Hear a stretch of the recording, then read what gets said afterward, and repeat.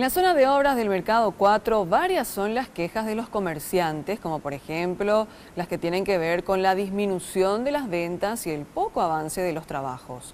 Desde la Municipalidad de Asunción hablan de un 10% de obras ejecutadas. En este lado de la calle se concentra casi toda la actividad comercial del Mercado 4, mientras que del otro lado se encuentran los trabajadores y comerciantes quienes afirman que desde el inicio de las obras sus ventas disminuyeron entre un 40 a 50%.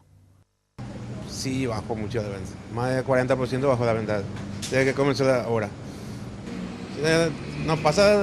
Cuando nos pasa ómnibus por acá, la gente muy poco camina por acá.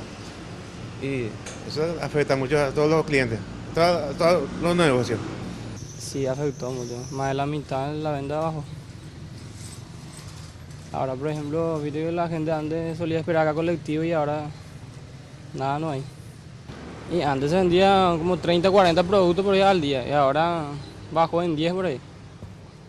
Por su parte, desde la Municipalidad de Asunción aseguran que los trabajos se ejecutaron en un 10% del total estimado.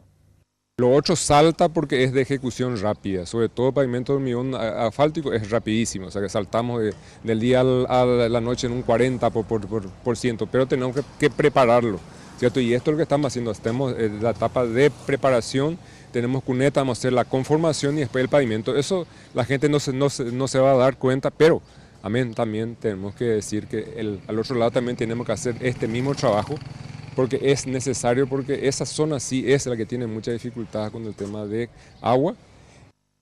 En total, son 550 metros los que hacen al trayecto donde se realiza el recapado y pavimentación hidráulica.